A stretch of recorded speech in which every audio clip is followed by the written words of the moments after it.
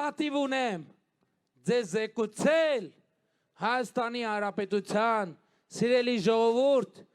որ արտագաղթը դադարած է, սկսվել է ներգաղթ։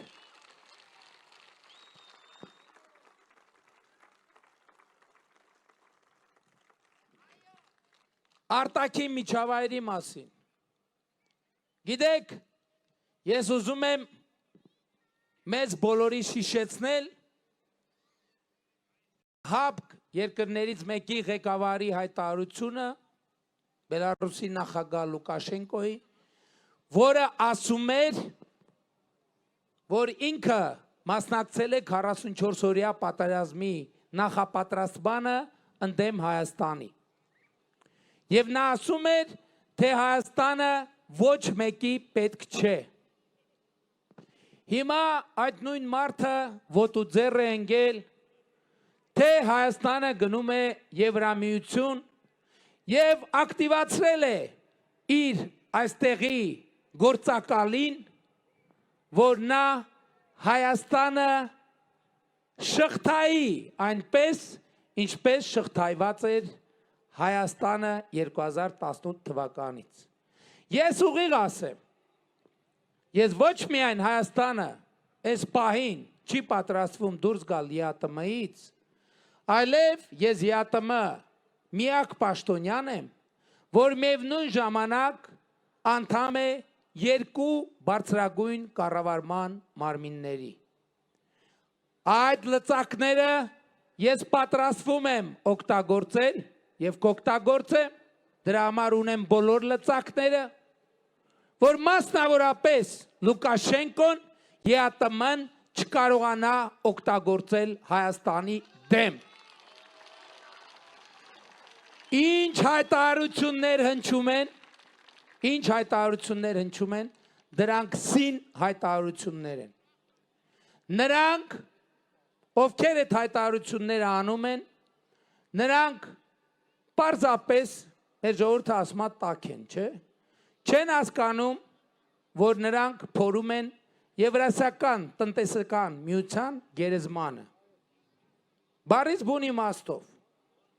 Բայց ես ընտրություններից հետո կվերադառնամ, հիմա արձակուրդի մեջ եմ, առաջիկա նիստին մասնակցելու է Հայաստանի վարչապետի պարտականությունները կատարող փոխվարչապետը Եվրասիական տնտեսական միության։ Ես հունիսի 7-ից հետո ձեր մանդատը ստանալու պարագայում և ձեր մանդատը ստանալուց հետո ես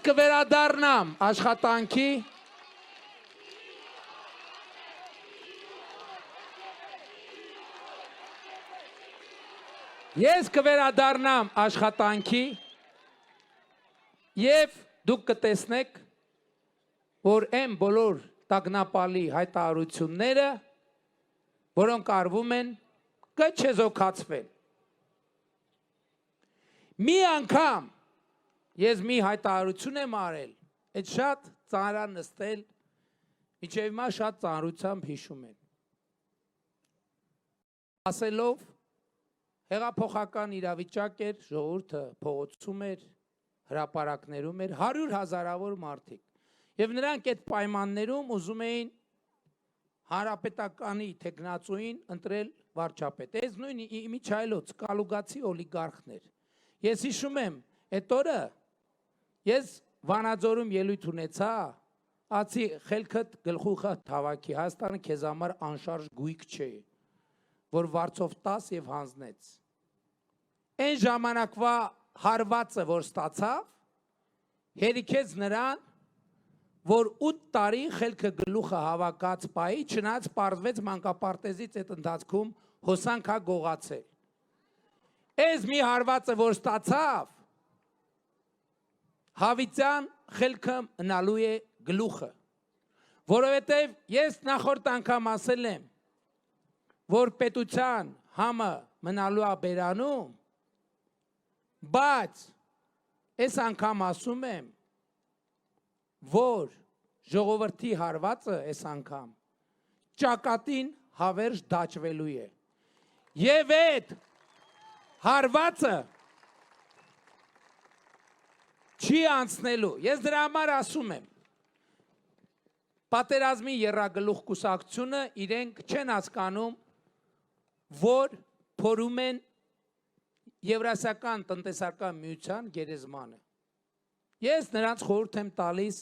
ետ կանգնել այդ ճանապարհից։ Իհարկե ես կվերադառնամ Եվրասիական տնտեսական միության ձևաչափ, ուղիղ կնայեմ գործընկերների աչքերին, բոլոր փաստարկները կդնեմ սեղանին եւ ես ձեզ ասում եմ, որ որևէ խնդիր չի ծագելու։ Բայց մյուս կողմից ես ասում եմ, այդ որ Լուկաշենկոն ասել է, թե Հայաստանը ումա պետք, այդ հայտարարությունը պետք է ունենար քաղաքական հետևանքներ։ Եվ դրա քաղաքական հետևանքը հետևյալն է. Հայաստանի Հանրապետությունը այլևս որևէ իրավիճակում առանց այլընտրանքի չի մնալու, որևէ իրավիճակում։ Մենք չենք լինելու մի ճանապարհի հույսին, մենք չենք լինելու մի դաշնակցի հույսին, մենք չենք լինելու մի խողովակի հույսին։ Այսօր մենք արդեն ունենք երկաթուղի արևելքից արևմուտք, մենք ունենք ախալքալակ կարս երկաթուղին բացվեց օրեր առաջ Հայաստանի համար, նրանից առաջ Ադրբեջանի տարածքով էր երկաթուղին բացվել, շուտով բացվելու է Թրիպը, մեր երկրի տարածքով անցնելու է գազամուղ այդ թվում, մենք այդ տրանզիտի հաշվին ունենալու ենք մեր սեփական գազը եւ այդ տրանզիտի համար մեզ վճարելու են գազով, մենք զարգացնելու ենք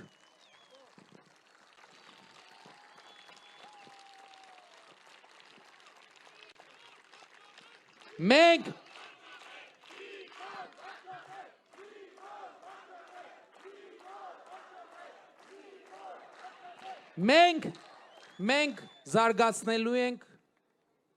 այլընտրանքային էներգետիկան։ Ժողովուրդ, ուրեմն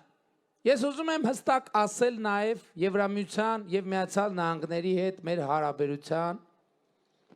առանցքային հարցերից մեկը։ Նախ Հայաստանում ընդունվել է Հայաստանի Եվրոպական միության անդամ դառնալու գործընթացի մեկնարկի մասին օրենք։ Եվ քանի դեռ Հայաստանը կարող է միևնույն ժամանակ լինել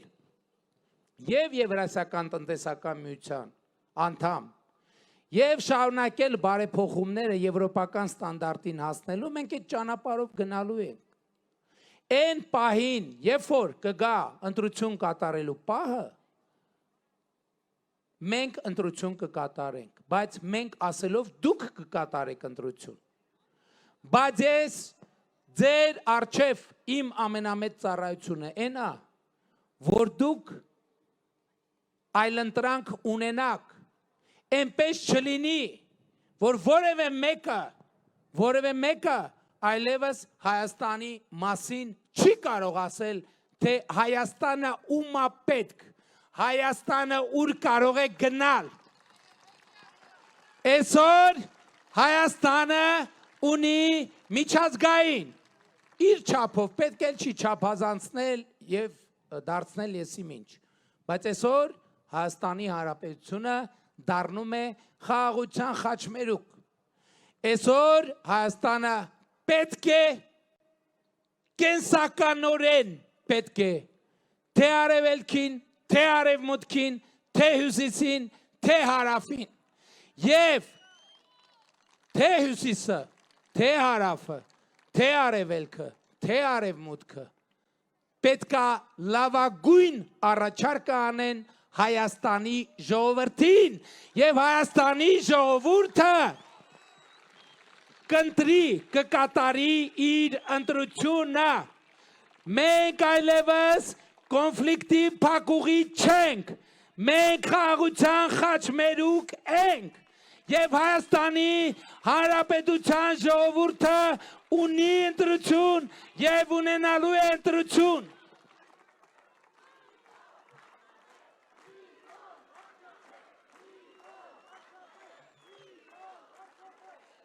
Եվ մենք շարունակելու ենք այս ուղեկիցը։ Սխալ են, ես ուղիղ ասում եմ, սխալ եք վարվում հարգելի գործընկերներ, սխալ եք վարվում ինչ-որ սպառնալից ակնարկներ անելով, սխալ եք վարվում ուղղակի, որովհետև Հայաստանի Հանրապետությունը այլևս պլեջի հույսի մնաց, պլեջը ծիպուլ, էլի, ծիպուլ, պլեջ, պլեջի հույսին գտնվող պետություն չի, որ ասեք, վայ, կարտոշկեն կարող է 7 դրամ թանկանա, և դրա արդյունքում Հայաստանի ժողովրդի ճնշումը բարձրանա։ Հայաստանը այլևս ոչ թե հազարների ու 10,000-ների երկիր է, Հայաստանը այլևս միլիարդների և տրիլիոնների երկիր է։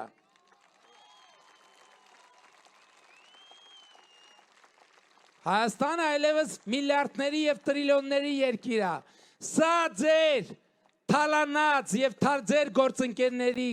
կողմից թալանված երկիրը չի։ 2018 թվականի հեղափոխությունից հետո մենք 8 միլիարդ ստվերում գտնվող գույք և դրամական միջոցներ վերադարձրել ենք պետությանը, վերադարձրել ենք ժողովրդին։